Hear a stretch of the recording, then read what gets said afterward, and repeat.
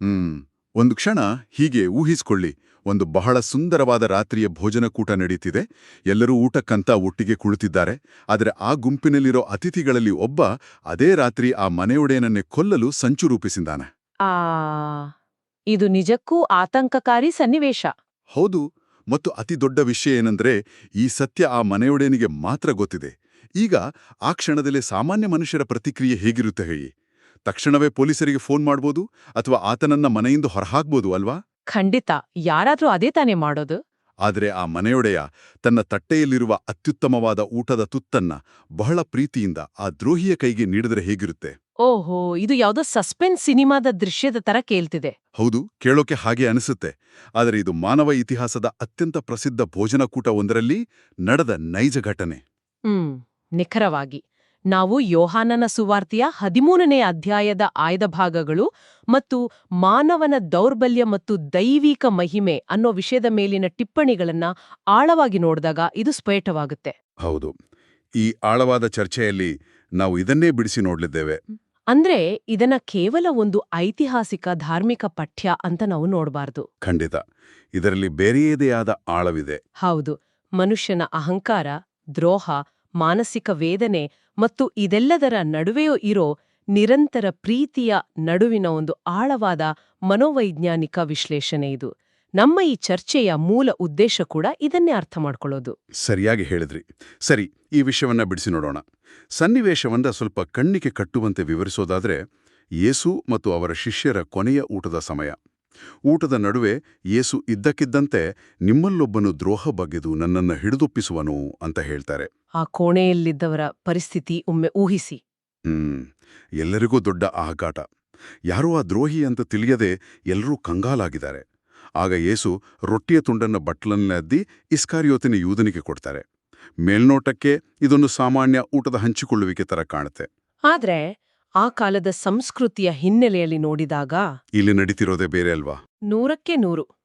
ನಾವು 1ನೇ ಶತಮಾನದ ಮಧ್ಯಪ್ರಾಚ್ಯದ ಅಂದ್ರೆ ಆ ಮಿಡಲ್ ಈಸ್ಟ್ ಊಟದ ಸಂಸ್ಕೃತಿಯನ್ನ ಇಲ್ಲಿ ಅರ್ಥ ಮಾಡ್ಕೊಳ್ಬೇಕು. ಆ ಕಾಲದಲ್ಲಿ ಈಗಿನ ಹಾಗೆ ಕುರ್ಚಿಗಳ ಮೇಲೆ ಕುಳಿತು ಊಟ ಮಾಡೋ ಪದ್ಧತಿ ಇರ್ಲಿಲ್ಲ. ಓ, ಅಂದ್ರೆ ನೆಲದ ಮೇಲೆ ಕುಳಿತುಕೊಳ್ತಿದ್ರಾ? ಹೌದು, ನೆಲದ ಮೇಲೆ ಒಂದು ತಗ್ಗಾದ ಮೇಜಿನ ಸುತ್ತಲೂ ಒರಗಿ ಕುಳಿತುಕೊಳ್ತಿದ್ರು. ಒಂದು ಔತಣಕೂಟದಲ್ಲಿ ಮನೆಯೊಡೆಯನು ತಾನೇ ಸ್ವತಃ ರೊಟ್ಟಿಯ ತುಂಡನ್ನ, ಅಂದ್ರೆ ಅದನ್ನವರು ಸೋಪ್ ಅಂತ ಕರೀತಿದ್ರು, ಆ ಸೋಪನ್ನ ಮಾಂಸದ ಅಥವಾ ದ್ರಾಕ್ಷಾರಸದ ಬಟ್ಟಲಿನಲ್ಲಿ ಅದ್ದಿ ತನ್ನ ಪಕ್ಕದಲ್ಲಿರೋ ಅತಿಥಿಗೆ ಕೊಡೋದು ಎಂದ್ರೆ ಅದೊಂದು ದೊಡ್ಡ ಮರ್ಯಾದೆ ಇರಬೇಕು. ಖಂಡಿತ, ಅದು ಆ ಕಾಲದ ಅತ್ಯುನ್ನತ ಗೌರವದ ಸಂಕೇತವಾಗಿತ್ತು. ಅದು ಕೇವಲ ಆಹಾರ ಅಲ್ಲ, ನೀನು ನನಗೆ ಅತ್ಯಂತ ಪ್ರಿಯನಾದವನು ಅಂತ ಹೇಳೋ ಒಂದು ಆತ್ಮೀಯತೆಯ ಅಭಿವ್ಯಕ್ತಿಯದು. ಒಂದು ನಿಮಿಷ, ಅಂದ್ರೆ ಯೇಸು ಇಲ್ಲಿ ಯೂದನನ್ನ ಎಲ್ಲರೆದುರು ಅವಮಾನ ಮಾಡ್ತಿಲ್ಲ, ಬದಲಾಗಿ ತನಗೆ ದ್ರೋಹ ಬಗೆಯಲು ಸಿದ್ಧನಾಗಿದ್ದಾನೆ ಅಂತ ಗೊತ್ತಿದ್ರೂ ಆತನಿಗೆ ವಿಶೇಷವಾದ ಗೌರವವನ್ನ ನೀಡ್ತಿದಾರಲ್ವಾ? ಹೌದು, ಯೋಧನಿಗೆ ಅದು ಕಡೆಯ ಅವಕಾಶವಾಗಿತ್ತು. ಆತನ ಮನಸ್ಸನ್ನ ಬದಲಾಯಿಸಲು, ಆತನನ್ನ ತಿದ್ದಲು ಯೇಸು ಮಾಡಿದ ಅಂತಿಮ ಅತ್ಯಂತ ಪ್ರೀತಿಯ ಪ್ರಯತ್ನವದು. ಶತ್ರುವಿಗೂ ತೋರಿದ ಕರುಣೆ ಅಂತ ಹೇಳ್ಬೋದು. ಅರೆ, ಇದು ನಾವು ನಮ್ಮ ಮನೆಗೆ ಬಂದ ಅತಿಥಿಗೆ ಊಟದ ಅತ್ಯುತ್ತಮವಾದ ಮೊದಲ ತುತ್ತನ್ನ ಪ್ರೀತಿಯಿಂದ ಬಡಿಸಿದಂತೆ ಅಲ್ವಾ? ನಿಖರವಾಗಿ. ಆದ್ರೆ ಇಲ್ಲಿ ನನಗೊಂದು ದೊಡ್ಡ ಪ್ರಶ್ನೆ ಕಾಡ್ತಿದೆ.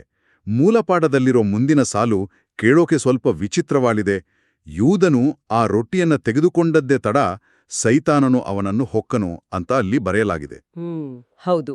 ಯೇಸು ಪ್ರೀತಿಯಿಂದ ರೊಟ್ಟಿ ಕೊಟ್ರು ಸರಿ, ಆದ್ರೆ ಆ ರೊಟ್ಟಿ ತಿಂದ ತಕ್ಷಣ ಯೂದನಿಗೆ ದೆವ್ವ ಹಿಡೀತೆ. ಇದೇನು ಮ್ಯಾಜಿಕಾ? ಪ್ರೀತಿಯ ಸಂಕೇತವಾದ ರೊಟ್ಟಿಯನ್ನ ಸ್ವೀಕರಿಸಿದ ಕೂಡಲೇ ಕೆಳುಕು ಒಳಬರಲು ಹೇಗ್ ಸಾಧ್ಯ? ಇದರ ಹಿಂದಿನ ಲಾಜಿಕ್ ಏನು? ಇದು ಬಹಳ ಸೂಕ್ಷ್ಮವಾದ ಮತ್ತು ಆಳವಾದ ಪ್ರಶ್ನೆ. ಇಲ್ಲಿ ಮ್ಯಾಜಿಕ್ ಅಥವಾ ಮಾಟಮಂತ್ರದ ಪ್ರಶ್ನೆಯೇ ಇಲ್ಲ. ಇದು ಸಂಪೂರ್ಣವಾಗಿ ಮನುಷ್ಯನ ಸೈಕಾಲಜಿಗೆ, ಅಂದ್ರೆ ಮನೋವಿಜ್ಞಾನಕ್ಕೆ ಸಂಬಂಧಿಸಿದ್ದು. ಹೇಗೆ ಅಂತ ಸ್ವಲ್ಪ ವಿವರಿಸ್ತೀರಾ? ನೋಡಿ, ದೇವರು ಮನುಷ್ಯನಿಗೆ ಮುಕ್ತ ಆಯ್ಕೆಯ, ಅಂದ್ರೆ ಫ್ರೀ ವಿಲ್ ಸ್ವಾತಂತ್ರ್ಯವನ್ನ ನೀಡಿದಾನೆ. ಒಬ್ಬ ವ್ಯಕ್ತಿ ತನ್ನ ಮನಸ್ಸಿನಲ್ಲಿ ಒಂದು ಕೆಟ್ಟ ನಿರ್ಧಾರವನ್ನ ಮೊದಲೇ ಸಮರ್ಥಿಸಿಕೊಂಡು ಕುಳಿತಿದ್ದಾನೆ ಅನ್ಕೊಳ್ಳಿ.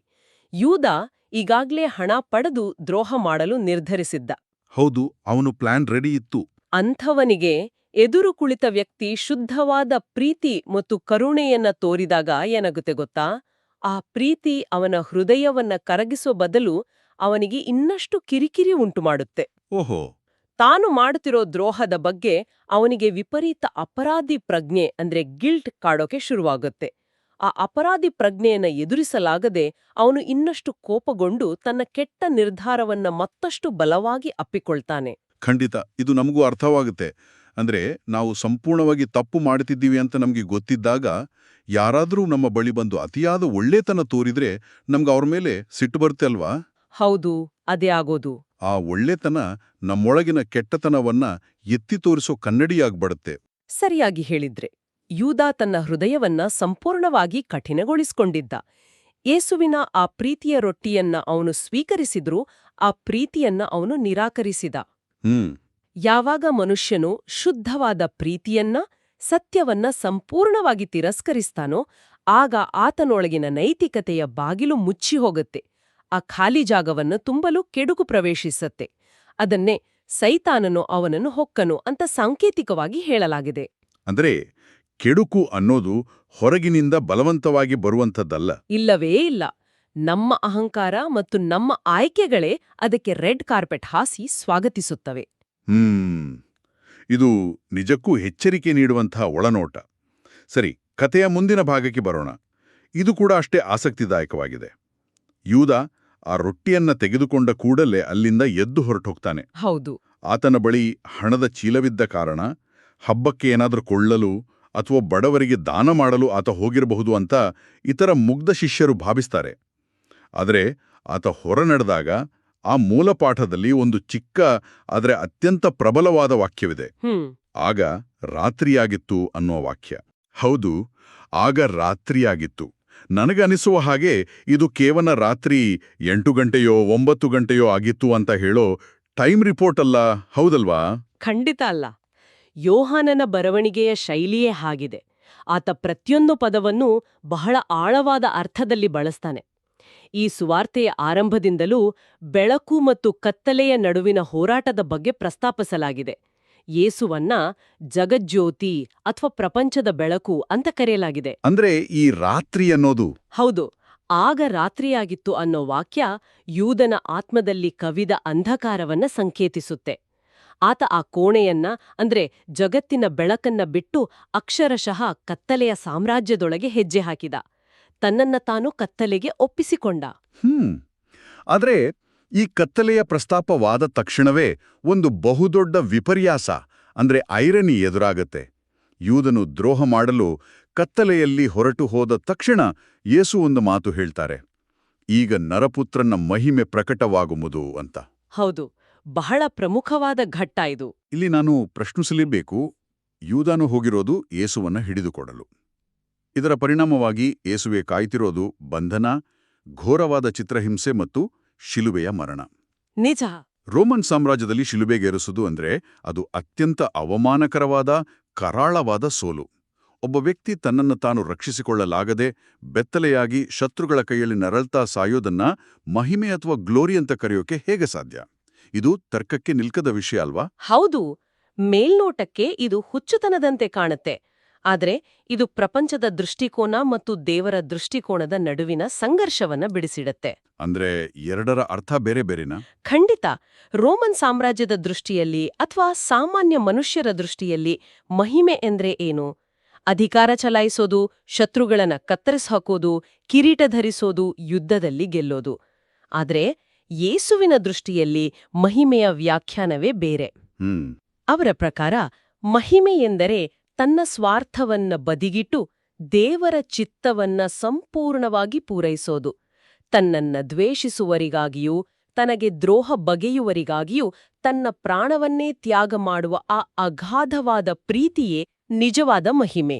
ಓಹೋ, ಎಂದರೆ ಹಿಂಸೆಯಿಂದ ಎದುರಿಸದೆ ಪ್ರೀತಿಯಿಂದಲೇ ಎಲ್ಲವನ್ನೂ ಸಹಿಸಿಕೊಳ್ಳುವುದು ಬಹುದೊಡ್ಡ ಶಕ್ತಿ ಅಂತ ಹೇಳ್ತಿದ್ದೀರಿ. ನಿಖರವಾಗಿ. ಶಿಲುಬೆಯು ಮೇಲ್ನೋಟಕ್ಕೆ ಸೋಲಿನ ಸಂಕೇತವಾಗಿ ಕಂಡ್ರೂ ವಾಸ್ತವದಲ್ಲಿ ಅದು ಸ್ವಾರ್ಥದ ಮೇಲಿನ, ಸಾವಿನ ಮೇಲಿನ ಅಂತಿಮ ವಿಜಯವಾಗಿತ್ತು. ಇದು ದೈನಂದಿನ ಜೀವನಕ್ಕೂ ಅನ್ವಯವಾಗುವ ಬಹುದೊಡ್ಡ ಪಾಠ ನೋಡಿ. ಹೌದು, ನಾವು ಸಾಮಾನ್ಯವಾಗಿ ಕಷ್ಟಗಳನ್ನ ಬೇರೆ ದೃಷ್ಟಿಯಿಂದ ನೋಡ್ತೀವಿ ಅಲ್ವಾ? ಹೌದು. ದೈನಂದಿನ ಜೀವನದಲ್ಲಿ ಬರುವ ಕಷ್ಟಗಳು, ನೋವುಗಳು, ಕಾಯಿಲೆಗಳನ್ನ ನಾವು ಶಾಪವೆಂದು ಅಥವಾ ಸೋಲೆಂದು ಭಾವಿಸ್ತೀವಿ. ಆದ್ರೆ ಆ ಕಷ್ಟವನ್ನ ನಾವು ಯಾವ ಉದ್ದೇಶಕ್ಕಾಗಿ ಸಹಿಸ್ಕೊಳ್ತಿದ್ದೀವಿ ಅನ್ನೋದು ಮುಖ್ಯ. ಇತರರ ಒಳಿತಿಗಾಗಿ ಅಥವಾ ಒಂದು ಉನ್ನತವಾದ ಪ್ರೀತಿಯ ಉದ್ದೇಶಕ್ಕಾಗಿ ನಾವು ಕಷ್ಟಗಳನ್ನ ಸಹಿಸ್ಕೊಂಡ್ರೆ ಆ ನೋವು ಕೂಡ ಮಹಿಮೆಯಾಗಿ ಮಾರ್ಪಡುತ್ತೆ. ಕಷ್ಟಗಳು ನಮ್ಮನ್ನ ಕುಗ್ಗಿಸುವ ಬದಲು ನಮ್ಮ ಒಳಗಿನ ನೈಜ ಶಕ್ತಿಯನ್ನ ಹೊರತರುವ ಸಾಧನಗಳಾಗ್ತವೆ. ಖಂಡಿತ. ನೋವನ್ನ ನೋಡುವ ನಮ್ಮ ದೃಷ್ಟಿಕೋನವನ್ನೇ ಇದು ಬದಲಾಯಿಸತ್ತೆ. ಈಗ ಈ ಘಟನೆಯ ಮತ್ತೊಂದು ಆಯಾಮವನ್ನ ನೋಡೋಣ. ಹೇಳಿ. ಯೇಸು ಯೂದನಿಗೆ ಆ ರೊಟ್ಟಿ ಕೊಡುವಾಗ ನೀನು ಮಾಡಬೇಕೆಂದಿರುವುದನ್ನು ಬೇಗನೆ ಮಾಡಿ ಮುಗಿಸು ಅಂತ ಹೇಳ್ತಾರೆ. ಈ ಮಾತನ್ನು ಗಮನಿಸಿದ್ರೆ ಒಂದು ವಿಷಯ ಬಹಳ ಸ್ಪಷ್ಟವಾಗುತ್ತೆ. ಹೌದು, ಯೇಸುವಿಗೆ ಎಲ್ಲವೂ ಮೊದಲೇ ಗೊತ್ತಿತ್ತು. ಅದೇ, ಯೇಸುವಿಗೆ ಮುಂದೆ ಏನಾಗ್ಲಿದೆ ಅನ್ನೋದು ಸಂಪೂರ್ಣವಾಗಿ ತಿಳಿದಿತ್ತು. ಆತ ಪರಿಸ್ಥಿತಿಯ ಕೈಗೊಂಬೆ ಆಗಿರ್ಲಿಲ್ಲ. ತಾನು ಬಲಿ ಆಗ್ತಿದ್ದೀನಿ ಅಂತ ಅಸಹಾಯಕತೆಯಿಂದ ಅಳುತ್ತಿರ್ಲಿಲ್ಲ. ಖಂಡಿತ. ಯೇಸು ಇಲ್ಲಿ ಒಬ್ಬ ಅಸಹಾಯಕ ಬಲಿಪಶುವಲ್ಲ. ಘಟನೆಗಳ ನಿಯಂತ್ರಣ ಅವರ ಕೈಯಲ್ಲೇ ಇತ್ತು. ಯೂದನು ಏನ್ ಮಾಡ್ತಿದ್ದಾನೆ, ಮುಂದೆ ಭಟರು ಹೇಗ್ ಬರ್ತಾರೆ, ತನ್ನ ಬಂಧನ ಹೇಗಾಗತ್ತೆ ಅನ್ನೋದು ಅವರಿಗೆ ಸ್ಪಷ್ಟವಾಗಿ ತಿಳಿದಿತ್ತು. ಅವರು ತಮ್ಮನ್ನ ತಾವು ಸ್ವಯಂ ಪ್ರೇರಿತರಾಗಿ ಸಂಪೂರ್ಣ ಪ್ರಜ್ಞಾವಸ್ಥೆಯಲ್ಲಿ ಆ ತ್ಯಾಗಕ್ಕೆ ಒಪ್ಪಿಸ್ಕೊಳ್ತಿದ್ರು. ಆದ್ರೆ ಇಲ್ಲೊಂದು ಗೊಂದಲ ಇದೆ. ಎಲ್ಲವೂ ಮೊದಲೇ ತಿಳಿದಿದ್ರು, ಎಲ್ಲವನ್ನ ನಿಯಂತ್ರಿಸುವ ಶಕ್ತಿ ಅವರಿಗಿದ್ರೂ, ಆ ಮೂಲಪಾಠದಲ್ಲಿರೋ ಮತ್ತೊಂದು ವಾಕ್ಯ ಹೇಳುತ್ತೆ, ಯೇಸು ಮನಸ್ಸಿನಲ್ಲಿ ಬಹಳವಾಗಿ ನೊಂದುಕೊಂಡ್ರು ಅಂತ. ಹೌದು. ಯೇಸು ದೇವರ ಪುತ್ರರಾಗಿದ್ರೂ ಮುಂಬರುವ ಶಿಲುಬೆಯ ದೈಹಿಕ ನೋವಿಗಿಂತ ಮುಂಚೆಯೇ ಅವರು ಮಾನಸಿಕವಾಗಿ, ಭಾವನಾತ್ಮಕವಾಗಿ ಕುಸಿದಿದ್ರು. ಅವರು ಅಷ್ಟೊಂದು ನೊಂದುಕೊಳ್ಳಲು ಕಾರಣವೇನು? ನೋಡಿ, ದೈಹಿಕವಾಗಿ ಎಷ್ಟೇ ಕಷ್ಟ ಬಂದ್ರೂ, ದೇಹಕ್ಕೆ ಎಷ್ಟೇ ಪೆಟ್ಟು ಬಿದ್ರೂ ಅದನ್ನ ಸಹಿಸ್ಕೊಳ್ಳುವ ಶಕ್ತಿ ಒಬ್ಬ ದೃಢವಾದ ವ್ಯಕ್ತಿಗೆ ಇರುತ್ತೆ. ಆದ್ರೆ ಮಾನಸಿಕವಾಗಿ, ಭಾವನಾತ್ಮಕವಾಗಿ ಆಗುವ ಗಾಯ ಇದೆಯಲ್ಲ, ಅದು ಬಹಳ ಆಳವಾದದ್ದು. ಮನಸ್ಸಿನ ಗಾಯ ಬೇಗ ಮಾಯೋದಿಲ್ಲ. ಹೌದು. ಸ್ವಲ್ಪ ಯೋಚಿಸಿ ನೋಡಿ. 3 ವರ್ಷಗಳ ಕಾಲ ತನ್ನೊಟ್ಟಿಗೆ ಉಂಡು ತಿರುಗಿ ತನ್ನ ಪ್ರತಿಯೊಂದು ಬೋಧನೆಯನ್ನ ಕೇಳಿದ, ತಾನು ಅತ್ಯಂತ ಪ್ರೀತಿಯಿಂದ ಕಂಡ, ತನ್ನೊಟ್ಟಿಗೆ ಒಂದೇ ತಟ್ಟೆಯಲ್ಲಿ ತಿಂದ ತನ್ನದೇ ಆಪ್ತ ಶಿಷ್ಯನೊಬ್ಬ ತನಗೆ ಬೆನ್ನಿಗೆ ಚೂರಿ ಹಾಕ್ತಿದ್ದಾನಲ್ಲ ಅನ್ನೋದು ಆ ನೋವಿಗೆ ಕಾರಣ. ಅರೆ, ಅದು ನಿಜಕ್ಕೂ ಭರಿಸಲಾಗದ ನೋವು. ಶತ್ರುಗಳು ಎದುರಿಂದ ಮಾಡುವ ದಾಳಿಗಿಂತ ನಂಬಿದವರು ಹಿಂದಿನಿಂದ ಮಾಡೋ ದ್ರೋಹ ಅಸಹನೀಯವಾದದ್ದು.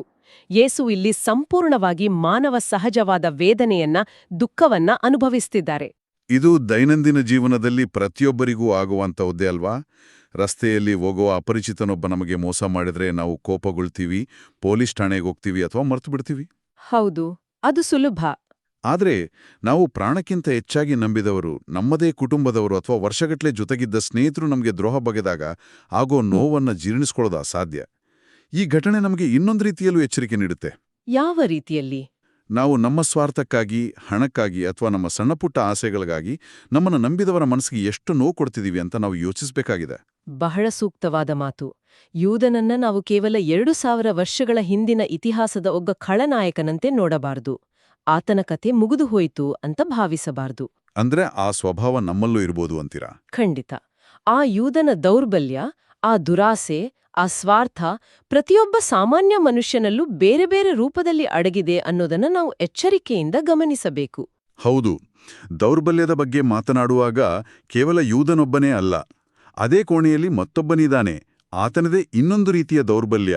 ಯೂದನು ಸಂಪೂರ್ಣ ಲೆಕ್ಕಾಚಾರದಿಂದ, ದುರಾಸೆಯಿಂದ ದ್ರೋಹ ಮಾಡಲು ಹೊರಡುತ್ತಾನೆ. ಆದ್ರೆ ಅದರ ನಂತರ ಚರ್ಚೆ ಸಿಮೋನ ಪೇತ್ರನ ಕಡೆಗೆ ತಿರುಗತ್ತೆ. ಆಹಾ, ಪೇತ್ರನ ಸನ್ನಿವೇಶ. ಯೇಸು ತಾನು ಅವರನ್ನ ಬಿಟ್ಟು ಹೋಗ್ತಿದ್ದೀನಿ ಅಂತ ಹೇಳಿದಾಗ ಪೇತ್ರನು ಬಹಳ ಆವೇಶದಿಂದ, ಅತ್ಯಂತ ಭಾವುಕನಾಗಿ ಎದ್ದು ನಿಂತು ಹೇಳ್ತಾನೆ, ಪ್ರಭು, ಈಗಲೇ ನಿಮ್ಮ ಹಿಂದೆ ಬರಲು ಏಕಾಗದು, ನಿಮಗಾಗಿ ಪ್ರಾಣವನ್ನು ಕೊಡಲು ಸಿದ್ಧನಿದ್ದೇನೆ ಅಂತ. ಆದರೆ ಯೇಸು ಅವನಿಗೆ ಕಠಿಣವಾದ ವಾಸ್ತವವನ್ನ ತಿಳಿಸ್ತಾರೆ. ಕೋಡಿ ಕೂಗುವ ಮುನ್ನ ನೀನು ನನ್ನನ್ನು 3 ಬಾರಿ ನಿರಾಕರಿಸುವೆ ಅಂತ. ಇದು ಹೇಗೆ ಸಾಧ್ಯ? ಪೇತ್ರನಿಗೆ ಯೇಸುವಿನ ಮೇಲೆ ಪ್ರೀತಿ ಇರಲಿಲ್ಲವೇ? ಆತ ಕೂಡ ಉದ್ದೇಶಪೂರ್ವಕವಾಗಿ ದ್ರೋಹ ಮಾಡಲು ಹೊರಟಿದ್ದಾನೆ? ಇಲ್ಲ, ಖಂಡಿತವಾಗಿಯೂ ಇಲ್ಲ. ಪೇತ್ರನಿಗೆ ಯೇಸುವಿನ ಮೇಲೆ ಅಪಾರವಾದ ಪ್ರೀತಿ, ಭಕ್ತಿ ಇತ್ತು. ಅದರಲ್ಲಿ ಯಾವುದೇ ಅನುಮಾನವಿಲ್ಲ. ಆದರೆ ಇಲ್ಲಿ ಎದ್ದು ಕಾಣೋದು ಮಾನವನ ಅಹಂಕಾರ ಮತ್ತು ಅತಿಯಾದ ಆತ್ಮವಿಶ್ವಾಸ, ಅಂದ್ರೆ ಓವರ್ ಕಾನ್ಫಿಡೆನ್ಸ್. ಓಹೋ, ಅತಿಯಾದ ಆತ್ಮವಿಶ್ವಾಸ. ಹೌದು. ನಾನು ಉಳಿದವರಂತಲ್ಲ, ನಾನು ಅತ್ಯಂತ ಬಲಶಾಲಿ, ನಾನು ಎಲ್ಲವನ್ನೂ ಎದುರಿಸಬಲ್ಲೆ ಅಂತ ಬೀಗುವ ಪೇತ್ರನಿಗೆ ಯೇಸು ಅವನ ನೈಜ ದೌರ್ಬಲ್ಯವನ್ನ ಕನ್ನಡಿ ಹಿಡಿದಂತೆ ತೋರಿಸ್ಕೊಡ್ತಾರೆ. ಮನುಷ್ಯನು ಕೇವಲ ತನ್ನ ಸ್ವಂತ ಬಲದ ಮೇಲೆ, ತನ್ನ ಭಾವುಕತೆಯ ಮೇಲೆ ನಿಂತ್ರೆ ಏನಾಗುತ್ತೆ ಅನ್ನೋದಕ್ಕೆ ಪೇತ್ರನೇ ಸಾಕ್ಷಿ. ವಿನಯ ಇಲ್ಲದಿದ್ರೆ ಕಷ್ಟ. ನಿಖರವಾಗಿ. ತನ್ನ ಮಿತಿಯನ್ನ ಅರಿತುಕೊಂಡು ವಿನಯದಿಂದ ಸಹಾಯವನ್ನ ಬೇಡುವ ಬದಲು ತನ್ನ ಅಹಂಕಾರದ ಮೇಲೆ ನಿಂತ್ರೆ ಎಂಥವನಿಗಾದ್ರೂ ಪತನ ಖಂಡಿತ. ಇದು ನನಗೆ ನಮ್ಮ ಕಾರ್ಪೊರೇಟ್ ಕಚೇರಿಗಳಲ್ಲಿ ಅಥವಾ ನಮ್ಮ ವೈಯಕ್ತಿಕ ಸಂಬಂಧಗಳಲ್ಲಿ ನಾವು ಮಾಡೋ ದೊಡ್ಡ ದೊಡ್ಡ ವಾಗ್ದಾನಗಳನ್ನು ನೆನಪಿಸುತ್ತೆ. ಹೌದಲ್ವಾ? ಹೇಗೆ ಅಂತೀರಾ? ಒಂದು ಮೀಟಿಂಗ್ನಲ್ಲಿ ಅಥವಾ ಭಾವನಾತ್ಮಕ ಕ್ಷಣದಲ್ಲಿ ನಾನು ಈ ಇಡೀ ಪ್ರಾಜೆಕ್ಟನ್ನು ಒಂಟಿಯಾಗಿ ಮುಗಿಸ್ತೀನಿ, ನಾನೇ ಜವಾಬ್ದಾರಿ ಅಂತ ಹೇಳ್ತೀವಿ. ಅಥವಾ ಸಂಬಂಧಗಳಲ್ಲಿ ನಾನು ನಿನ್ನಗಾಗಿ ಪ್ರಪಂಚವನ್ನೇ ಎದುರಿಸ್ತೀನಿ, ಸಾಯಲು ಸಿದ್ಧ ಅಂತ ನಾವು ಬಹಳ ಉತ್ಸಾಹದಲ್ಲಿ ಆವೇಶದಲ್ಲಿ ಹೇಳ್ಬಿಡ್ತೀವಿ. ಹೌದು, ಬಾಯಿ ಮಾತಿಗೆ ಸುಲಭ. ಆದರೆ ನಿಜವಾದ ಸಣ್ಣ ಕಷ್ಟ ಬಂದಾಗ ಅಥವಾ ಯಾರಾದರೂ ನಮ್ಮನ್ನ ಕಟುವಾಗಿ ಪ್ರಶ್ನಿಸಿದಾಗ ಪೇತ್ರನಂತೆ ನಾವು ಹೆದರಿ ಹಿಂದೆ ಸರಿತೀವಿ. ನನಗೊತ್ತೇ ಇಲ್ಲ, ನನ್ನಿಂದ ಆಗೋದಿಲ್ಲ ಅಂತ ಜಾರಿಕೊಳ್ತೀವಿ. ಹೌದು, ಇದು ಪ್ರತಿಯೊಬ್ಬರ ಜೀವನದಲ್ಲೂ ನಡೆಯೋ ಘಟನೆ. ನಮ್ಮೊಳಗಿನ ಅಹಂಕಾರ ನಮ್ಮ ಮಿತಿಗಳನ್ನ ನಮಗೆ ಕಾಣದಂತೆ ಮಾಡಿಬಿಡತ್ತೆ. ಅಂದ್ರೆ ನಮ್ಮೆಲ್ಲರ ಒಳಗೂ ಒಬ್ಬ ಯೂದ ಮತ್ತು ಒಬ್ಬ ಪೇತ್ರ ಇಬ್ರು ಅಡಗಿದ್ದಾರೆ ಎನ್ಸ್ತಿದೆ. ಹಣ, ಆಸೆ ಅಥವಾ ಸ್ವಾರ್ಥಕ್ಕಾಗಿ ಲೆಕ್ಕಾಚಾರ ಹಾಕಿ ದ್ರೋಹ ಮಾಡುವ ಯೂದ ಒಂದೆಡೆಯಾದ್ರೆ, ಅತಿಯಾದ ಆತ್ಮವಿಶ್ವಾಸದಿಂದ ಭಾವುಕನಾಗಿ ದೊಡ್ಡ ಮಾತುಗಳನ್ನಾಡಿ ನಂತರ ಕಷ್ಟ ಬಂದಾಗ ಮಾತು ತಪ್ಪುವ ಪೇತ್ರ ಇನ್ನೊಂದೆಡೆ. ಹೌದು. ನೀವ್ ಹೇಳಿದ ಈ ನಮ್ಮೊಳಗಿನ ಯೂದ ಮತ್ತು ಪೇತ್ರ ಅನ್ನೋ ಹೋಲಿಕೆ ಬಹಳ ನಿಖರವಾಗಿದೆ. ಮೂಲ ದಾಖಲೆಗಳ ಪ್ರಕಾರ ನಾವು ಇದನ್ನ ಬಹಳ ಎಚ್ಚರಿಕೆಯಿಂದ ಗಮನಿಸಬೇಕು. ಇಬ್ರೂ ಶಿಷ್ಯರೇ, ಇಬ್ಬರೂ ಯೇಸುವಿನ ಜೊತೆಯಲ್ಲೇ 3 ವರ್ಷಗಳ ಕಾಲ ಇದ್ದವರು, ಆತನ ಬೋಧನೆಗಳನ್ನ ಕೇಳಿದವರು. ಮತ್ತು ಅತ್ಯಂತ ಮುಖ್ಯವಾದ ವಿಷಯ ಏನಂದ್ರೆ, ಆ ಒಂದೇ ರಾತ್ರಿ ಕೇವಲ ಕೆಲವು ಗಂಟೆಗಳ ಅಂತರದಲ್ಲಿ ಇಬ್ಬರೂ ತಪ್ಪು ಮಾಡಿದ್ರು, ಇಬ್ಬರೂ ಯೇಸುವನ್ನ ಕೈಬಿಟ್ರು. ಅದೇ ಅವರ ಕತೆಯ ಅಂತ್ಯ ಮಾತ್ರ ಸಂಪೂರ್ಣ ಭಿನ್ನವಾಗಿತ್ತು. ಹಾಗಾದ್ರೆ ಈ ಇಡೀ ವಿಶ್ಲೇಷಣೆಯಿಂದ ನಾವು ತೆಗೆದುಕೊಳ್ಳಬೇಕಾದ ಪ್ರಮುಖ ಸಾರಾಂಶವೇನು? 2000 ವರ್ಷಗಳ ಹಿಂದಿನ ಈ ಘಟನೆಗಳಿಂದ ಇಂದಿನ ನಮ್ಮ ದಿನನಿತ್ಯದ ಜೀವನಕ್ಕೆ ನಾವು ಏನು ಪಾಠ ಕಲಿಬಹುದು? ಮುಖ್ಯವಾಗಿ 3 ಪ್ರಮುಖ ಪಾಠಗಳನ್ನ ನಾವಿಲ್ಲಿಂದ ಪಡೆದುಕೊಳ್ಬಹುದು. ಮೊದಲನೇದಾಗಿ, ನಮ್ಮ ಅಹಂಕಾರವನ್ನ ಬದಿಗಿಡೋದು. ಅಂದ್ರೆ ಪೇತ್ರನ ಹಾಗೆ ಅಹಂಕಾರ ಪಡಬಾರದು ಅಂತ. ಹೌದು, ಪೇತ್ರನಂತೆ ನಾನೇ ಎಲ್ಲವನ್ನೂ ಮಾಡಬಲ್ಲೆ, ನನಗೆ ಯಾರ ಸಹಾಯವೂ ಬೇಕಿಲ್ಲ ಅನ್ನೋ ಭ್ರಮೆಯಿಂದ ಹೊರಬಂದು ನಮ್ಮ ಮಾನವ ಸಹಜ ದೌರ್ಬಲ್ಯಗಳನ್ನ ಒಪ್ಕೊಳ್ಳೋದು, ಕಷ್ಟಗಳನ್ನ ಎದುರಿಸಲು ನಮಗಿಂತ ಮಿಗಿಲಾದ ಶಕ್ತಿಯ ಸಹಾಯವನ್ನ ವಿನಯದಿಂದ ಬೇಡೋದು. ಖಂಡಿತ. ಎರಡನೇ ಪಾಠ? ಎರಡನೇದಾಗಿ, ಕಷ್ಟಗಳನ್ನ ನಾವು ನೋಡುವ ದೃಷ್ಟಿಕೋನ. ನಮ್ಮ ಜೀವನದಲ್ಲಿ ಬರೋ ನೋವುಗಳನ್ನ, ಸೋಲುಗಳನ್ನ ಕೇವಲ ನಮ್ಮನ್ನ ಕುಗ್ಗಿಸುವ ಭಾರವಾಗಿ ನೋಡಬಾರ್ದು. ಅದರ ಬದಲಾಗಿ ಪ್ರೀತಿ, ತಾಳ್ಮೆ ಮತ್ತು ಒಂದು ಉನ್ನತ ಉದ್ದೇಶದಿಂದ ಸ್ವೀಕರಿಸಿದಾಗ ಅವು ಮಹಿಮೆಯಾಗಿ ನಮ್ಮ ವ್ಯಕ್ತಿತ್ವವನ್ನ ಅರಳಿಸುವ ಶಕ್ತಿಯಾಗಿ ಬದಲಾಗುತ್ತವೆ ಅನ್ನೋದನ್ನ ಅರ್ಥ ಮಾಡ್ಕೊಳ್ಳೋದು. ಬಹಳ ಆಳವಾದ ಮಾತು. ಮತ್ತು ಮೂರನೆಯದಾಗಿ, ಬಹುಶಃ ಇದು ಅತ್ಯಂತ ಮುಖ್ಯವಾದದ್ದು, ಮನುಷ್ಯರಾದ ಮೇಲೆ ತಪ್ಪು ಮಾಡೋದು ಸಹಜ. ಆದ್ರೆ ತಪ್ಪು ಮಾಡಿದಾಗ ಯೂದನಂತೆ ಅಪರಾಧಿ ಪ್ರಜ್ಞೆಯಿಂದ ಕುಗ್ಗಿ ಹೋಗಿ ಕತ್ತಲೆಯ ಹಾದಿ ಹಿಡಿಯಬಾರ್ದು, ನಿರಾಶೆಗೊಂಡು ಕತ್ತಲೆಯಲ್ಲೇ ಉಳಿಯಬಾರ್ದು. ಎಂದ್ರೆ ಈ ಜ್ಞಾನವು ನಾವು ಪ್ರತಿದಿನ ಮಾಡುವ ಪ್ರತಿಯೊಂದು ಸಣ್ಣ ಆಯ್ಕೆಗಳಿಗೂ ಅನ್ವಯವಾಗುತ್ತೆ ಅಲ್ವಾ? ನಾವು ತಪ್ಪು ಮಾಡಿದಾಗ ನಮ್ಮ ಅಹಂಕಾರವನ್ನ ಪೋಷಿಸ್ತೀವೋ ಅಥವಾ ನಮ್ಮ ದೌರ್ಬಲ್ಯತೆಗಳನ್ನ ಒಪ್ಪುಕೊಂಡು ಎದ್ದು ನಿಲ್ತೀವೋ ಅನ್ನೋದು ನಮ್ಮ ಮುಂದಿರೋ ಸವಾಲು. ಖಂಡಿತ. ಈ ಸನ್ನಿವೇಶವು ಕೇವಲ ಒಂದು ಐತಿಹಾಸಿಕ ಕಥೆಯಾಗಿರದೆ ನಮ್ಮ ಅಂತರಂಗವನ್ನ, ನಮ್ಮ ಮನಸ್ಸಿನ ಆಳವನ್ನ ಶೋಧಿಸುವ ಒಂದು ಪ್ರಬಲವಾದ ಅಸ್ತ್ರವಾಗಿದೆ ನೋಡಿ. ನಮ್ಮ ದೌರ್ಬಲ್ಯಗಳ ಬಗ್ಗೆ ನಮಗೆ ಸ್ಪಷ್ಟವಾದ ಅರಿವು ಮೂಡಿದಾಗಲೇ ನಾವು ನಿಜವಾದ ಶಕ್ತಿಯನ್ನ ಪಡೆದುಕೊಳ್ಳಲು ಸಾಧ್ಯವಾಗುತ್ತೆ. ಈ ಮಾತು ನಿಜಕ್ಕೂ ನಮ್ಮನ್ನ ಆಳವಾದ ಆಲೋಚನೆಗೆ ದೂಡುತ್ತೆ. ಈ ಚರ್ಚೆಯನ್ನ ಮುಕ್ತಾಯಗೊಳಿಸುವ ಮುನ್ನ ಒಂದು ಕೊನೆಯ, ಆದರೆ ಬಹಳ ಮುಖ್ಯವಾದ ಚಿಂತನೆಯನ್ನ ಬಿಟ್ಟು ಹೋಗಲು ಇಷ್ಟಪಡ್ತೀನಿ. ನಾವು ಆಗಲೇ ಮಾತನಾಡಿದ ಹಾಗೆ ಆ ರಾತ್ರಿ ಯೂದನೂ ತಪ್ಪು ಮಾಡ್ದ, ಪೇತ್ರನೂ ತಪ್ಪು ಮಾಡ್ದ. ಇಬ್ಬರೂ ತಮ್ಮ ಗುರುವಿಗೆ ದ್ರೋಹ ಬಗೆದರು. ಹೌದು, ಇಬ್ರದ್ದೂ ತಪ್ಪೆ. ಮನುಷ್ಯನಾಗಿ ಹುಟ್ಟಿದ ಮೇಲೆ ಎಡವುವುದು, ತಪ್ಪು ಮಾಡುವುದು ಮಾನವ ಸಹಜ ದೌರ್ಬಲ್ಯ. ಅದರಲ್ಲಿ ಯಾವುದೇ ಆಶ್ಚರ್ಯವಿಲ್ಲ. ಆದರೆ ಆ ತಪ್ಪಿನ ನಂತರ ಅವರೇನ್ ಮಾಡಿದ್ರು ಅನ್ನೋದು ಬಹಳ ಮುಖ್ಯ. ಯೂದನೋ ತಾನು ಮಾಡಿದ ತಪ್ಪನ್ನ ತಾನೇ ಸರಿಪಡಿಸಲು ದುಡ್ಡನ್ನ ವಾಪಸ್ ಕೊಟ್ಟು ತನ್ನನ್ನ ತಾನು ರಕ್ಷಿಸಿಕೊಳ್ಳಲು ಪ್ರಯತ್ನಿಸಿದ. ಆದರೆ ಅದು ಸಾಧ್ಯವಾಗಿರಲಿಲ್ಲ. ಹೌದು, ಅದು ಸಾಧ್ಯವಾಗದಿದ್ದಾಗ ಸಂಪೂರ್ಣ ನಿರಾಶೆಗೊಂಡು ಕತ್ತಲೆಯಲ್ಲೇ ಉಳಿದುಬಿಟ್ಟ, ತನ್ನನ್ನೇ ನಾಶ ಮಾಡ್ಕೊಂಡ. ಆದರೆ ಪೇತ್ರ ಹಾಗೆ ಮಾಡಿಲ್ಲ. ಆತ ತಪ್ಪು ಮಾಡಿದಾಗ ಕಣ್ಣೀರು ಸುರಿಸಿದ, ಪಶ್ಚಾತ್ತಾಪ ಪಟ್ಟ, ತನ್ನ ಅಹಂಕಾರವನ್ನ ಬಿಟ್ಟು ಒಡೆದ ಹೃದಯದಿಂದ ಮತ್ತೆ ಕರುಣೆಯನ್ನ ಬೇಡುತ್ತಾ ಬೆಳಕಿನೆಡೆಗೆ ಮರಳಿದ. ಖಂಡಿತ ಅದೇ ಅವರಿಬ್ಬರ ನಡುವಿನ ದೊಡ್ಡ ವ್ಯತ್ಯಾಸ. ನಮ್ಮ ದಿನನಿತ್ಯದ ಜೀವನದಲ್ಲೂ ಅಷ್ಟೇ. ತಪ್ಪು ಮಾಡಿದ ನಂತರ ಒಬ್ಬ ವ್ಯಕ್ತಿ ತನ್ನ ಅಹಂಕಾರವನ್ನ ಹಾಗೆಯೇ ಮುಚ್ಚಿಟ್ಟುಕೊಂಡು ಯೂದನಂತೆ ಕತ್ತಲೆಯಲ್ಲೇ ಉಳಿಯಲು ನಿರ್ಧರಿಸ್ತಾನೋ, ಅಥವಾ ತನ್ನ ತಪ್ಪನ್ನ ಪ್ರಾಮಾಣಿಕವಾಗಿ ಒಪ್ಪುಕೊಂಡು ಪೇತ್ರನಂತೆ ಕರುಣೆಯನ್ನ ಬೇಡುತ್ತಾ ಮತ್ತೆ ಬೆಳಕಿನೆಡೆಗೆ ಮರಳುತ್ತಾನೋ. ಕತ್ತಲೆ ಮತ್ತು ಬೆಳಕಿನ ನಡುವಿನ ಈ ಆಯ್ಕೆ ಸದಾ ನಮ್ಮ ಕೈಯಲ್ಲೇ ಇದೆ. ಇದರ ಬಗ್ಗೆ ಸ್ವಲ್ಪ ಯೋಚನೆ ಮಾಡೋಣ. ಪ್ರಿಯರೇ, ಈ ಚಾನೆಲ್ ಅನ್ನು ಸಬ್ಸ್ಕ್ರೈಬ್ ಮಾಡಿ ಪ್ರತಿದಿನ ದೇವರ ವಾಕ್ಯವನ್ನು ಆಲಿಸುತ್ತಾ ಅದನ್ನು ಇತರರೊಂದಿಗೆ ಹಂಚಿಕೊಳ್ಳಲು ನಮಗೆ ನೆರವಾಗಿರಿ. ಧನ್ಯವಾದಗಳು.